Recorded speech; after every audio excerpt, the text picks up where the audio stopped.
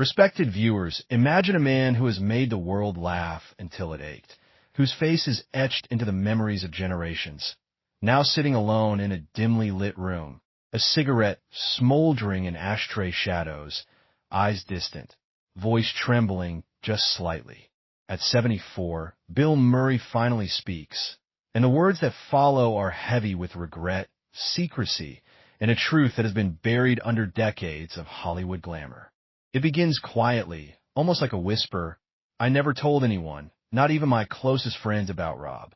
The name hangs in a room like a ghost, stirring echoes of laughter, applause, and a career that seemed untouchable.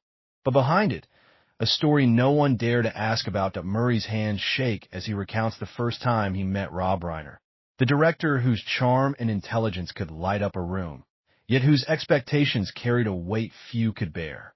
Bill had been young, hungry, unpolished, and yet already famous enough to draw attention, a fragile balance between admiration and fear. Rob, with his sharp eyes and subtle smile, seemed to see everything, the jokes, the slights, the insecurities.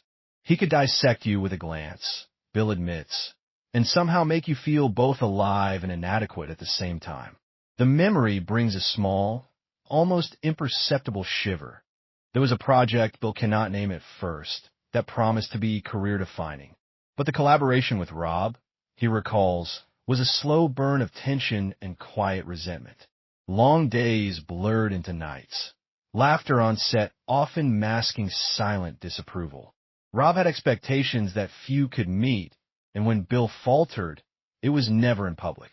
The breakdowns were private, the tears unseen by the world.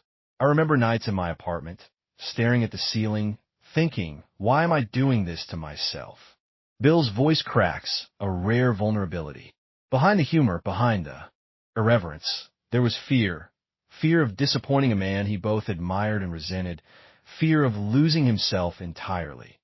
Murray confesses that their rivalry was more than professional. It was personal. He recounts one dinner in Los Angeles, a gathering with other Hollywood icons. Robin Williams, John Belushi's absence haunting the table, Danny DeVito laughing in the corner.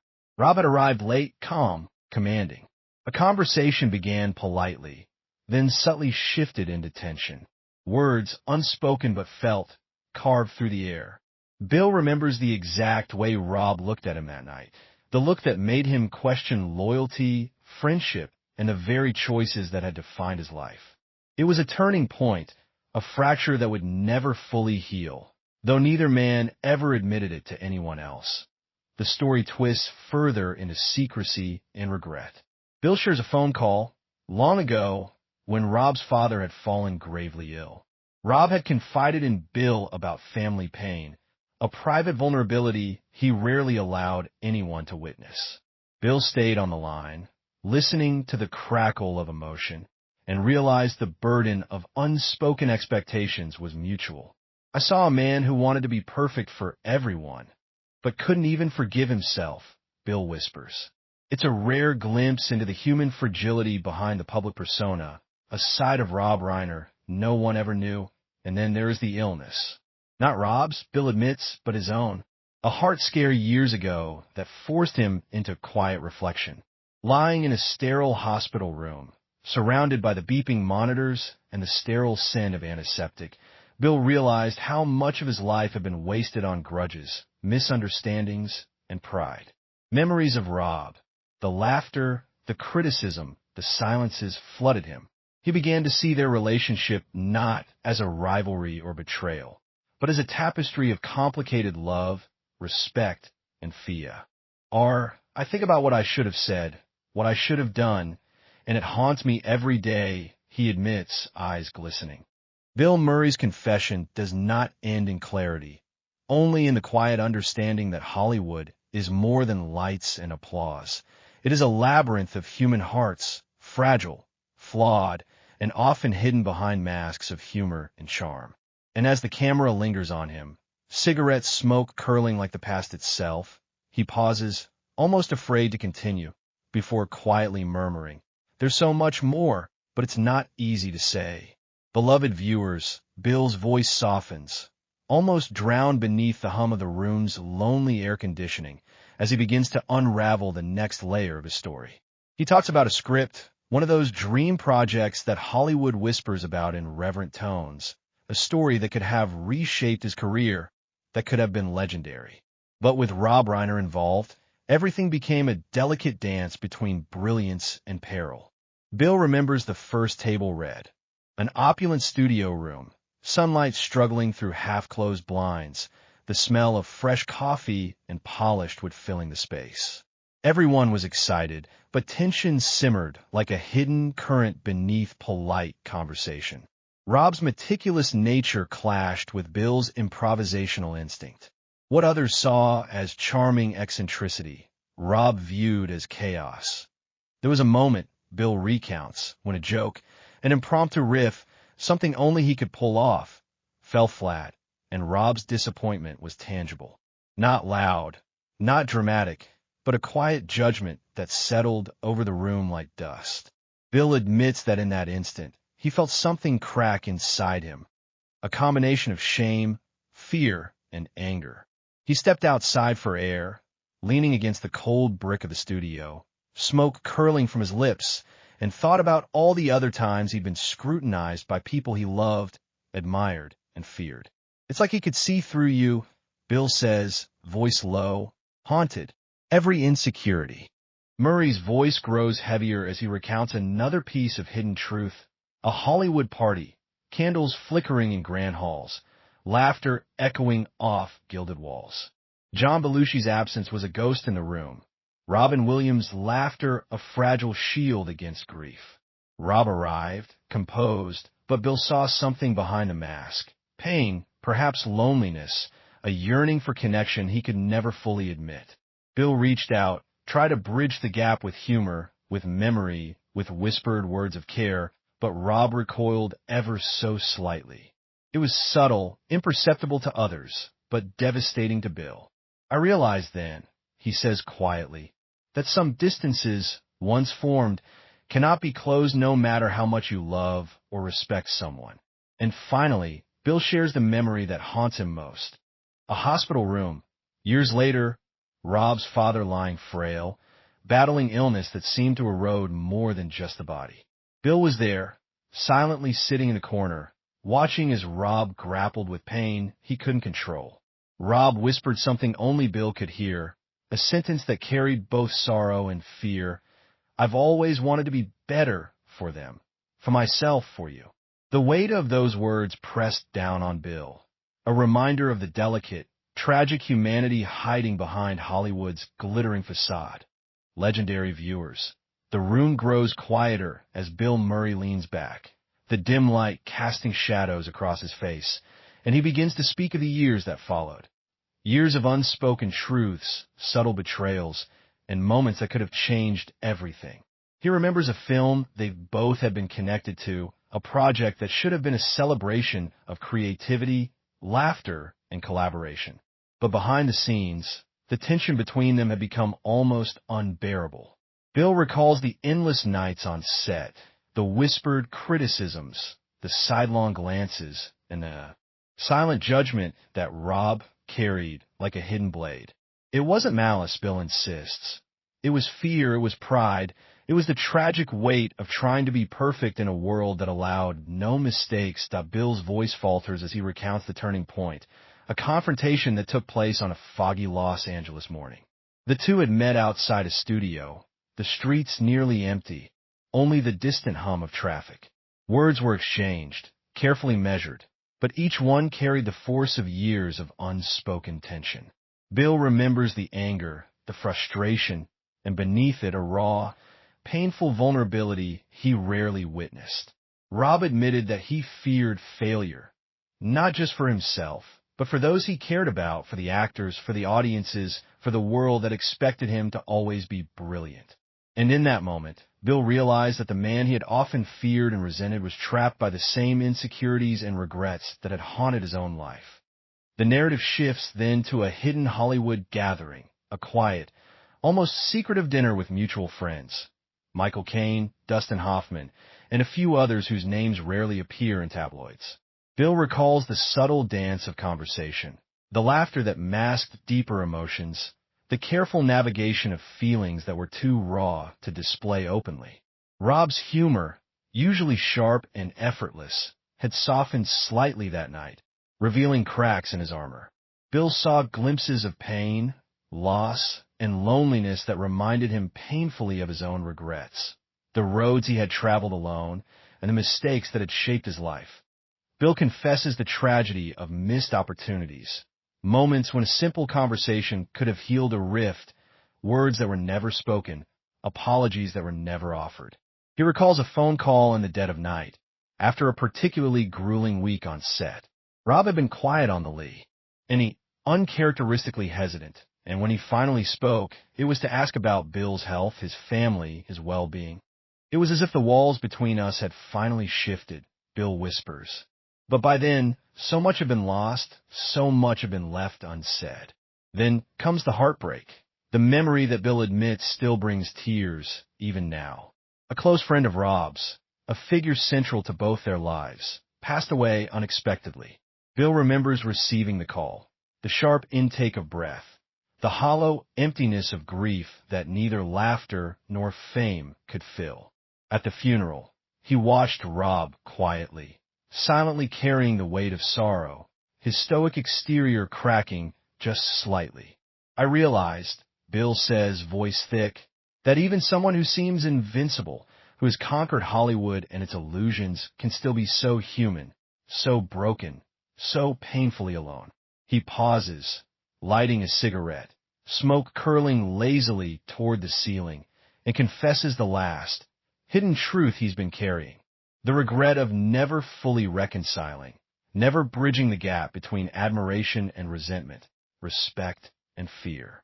I think about it every day, he admits, eyes distant. The words I should have said, the moments I should have cherished. And I know that some wounds, they never fully heal. Bill Murray's voice fades to a whisper as he reflects on the fragility of human connection, the tragedy of Hollywood, and the invisible burdens that icons carry. Rob Reiner, he murmurs finally, was never just a director. He was a man, and I think I'm only now beginning to understand that. Respected viewers, Bill Murray's confession now turns inward, into the corridors of his own conscience, where guilt, sorrow, and reflection intertwine. He speaks of the years that followed their strained collaborations, years filled with quiet desperation and hidden regret.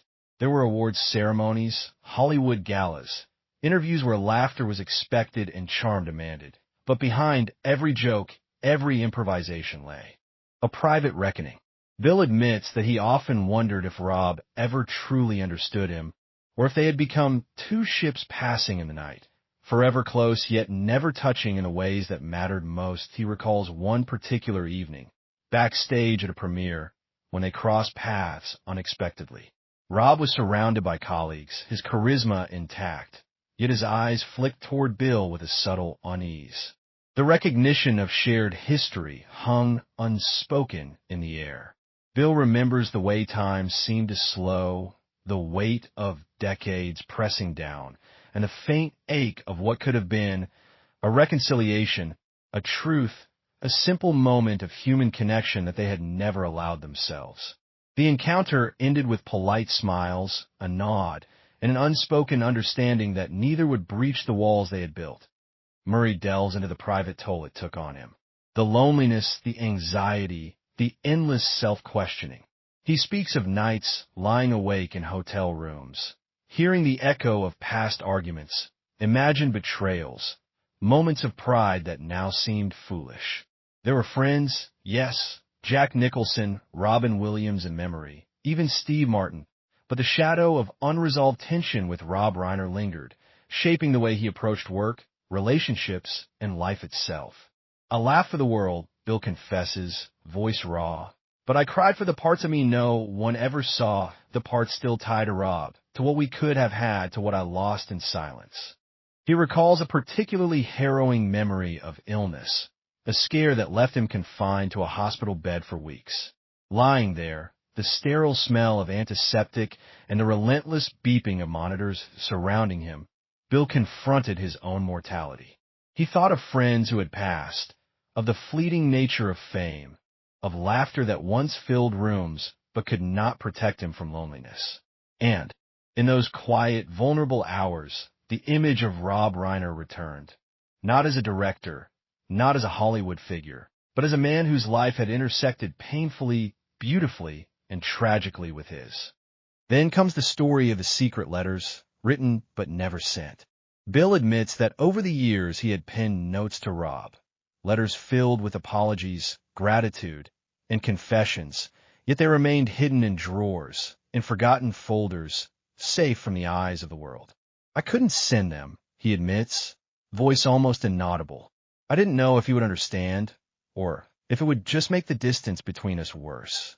Each letter, each unsent word, became a monument to regret, a reminder that even the strongest bonds can fray under pride, fear, and the relentless march of time.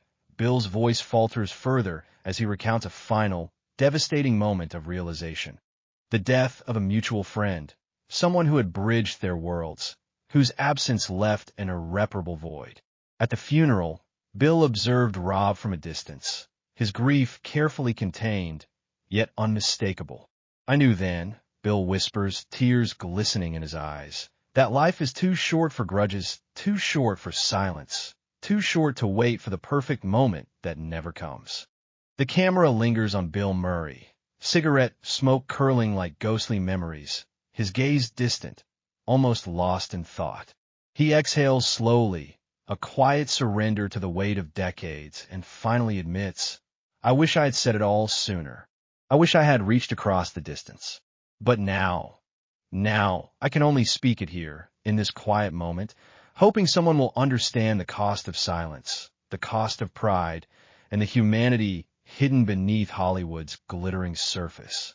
Beloved viewers, the room grows heavier with silence as Bill Murray begins to recount the moments that Hollywood cameras never captured, the fragile, intimate, and sometimes heartbreaking intersections of life and fame. He speaks of private dinners, late-night drives, and long conversations that never made the tabloids, where laughter and soar. The narrative turns darker as Bill recalls a tragedy that struck close to both their hearts.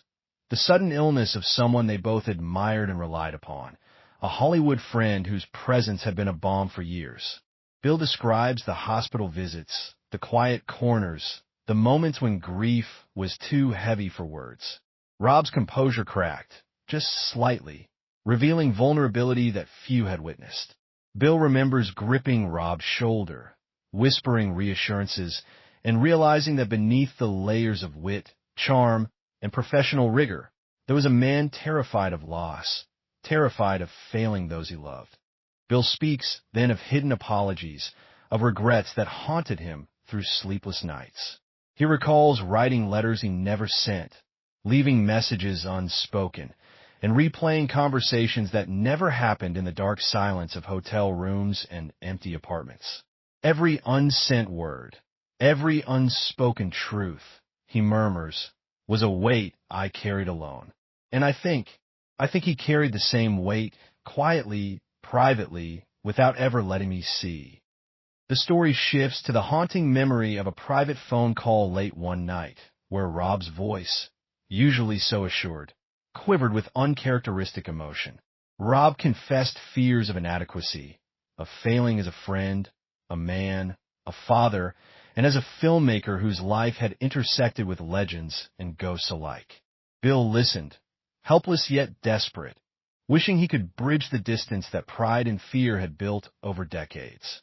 I realized, Bill says softly, eyes glistening, that some truths are only spoken when you think you might lose everything.